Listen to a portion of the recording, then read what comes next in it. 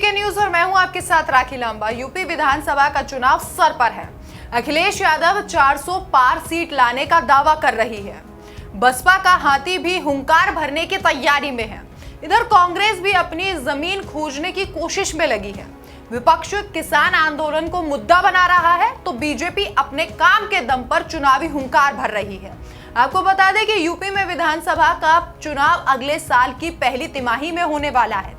ऐसे में तमाम मुद्दों और वादों के बीच ये जानना जरूरी है कि जनता का मूड क्या है, जनता किन मुद्दों को ध्यान में रखकर वोट देगी।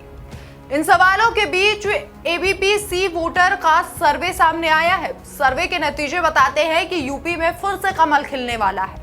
यूपी के लोगों का सीएम योगी पर भरोसा बरकरार है। हालांकि सीटों की संख्या कुछ घटती हुई नजर आ रही है। यूपी का चुनाव इसलिए भी महत्वपूर्ण है क्योंकि बीजेपी को केंद्र में 2022 में फिर से आने के लिए यूपी में जीतना जरूरी है। यह सबसे ज्यादा 80 लोकसभा की सीटें हैं। बीजेपी ने अगर इस बार किला फतह कर लिया तो लोकसभा चुनाव में भी फायदा मिलेगा। अब बीजेपी को कितनी सीटें मिल सकती हैं, सपा की साइकिल की रफ्तार क्या रहेगी और साथ ही बसपा का हाथी क्या इस बार उठ पाएगा, इन सवालों के जवाब ये आंकड़े बता रहे हैं।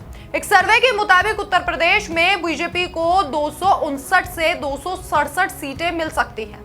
वहीं समाजवादी पार्टी को 109 से 117 सीटें मिल सकती हैं। वहीं बीएसपी को 12 से 16 सीटें और कांग्रेस के हाथ फिर से खाली नजर आ रहे हैं। कांग्रेस को 3 से 7 सीटें और अन्य को 6 से 10 सीटें मिल सकती हैं। आपको बता दें कि पिछले चुनाव में बीजेपी को 325 और सपा को 48 सीटें मिली थी। वहीं बसपा को 19 और कांग्रेस को 7 सीटें मिली थी।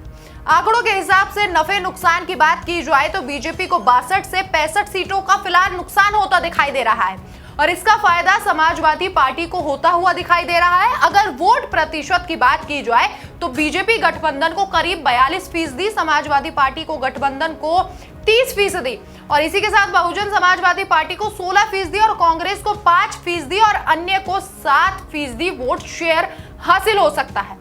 सूबे में जनता के मुद्दों की बात की जाए तो इसके जवाब में 3% भ्रष्टाचार और 39% बेरोजगार, 26% महंगाई, 19% किसान और 10% लोग कोरोना जैसे मुद्दे को देखते हुए वोट देने का फैसला कर रहे हैं।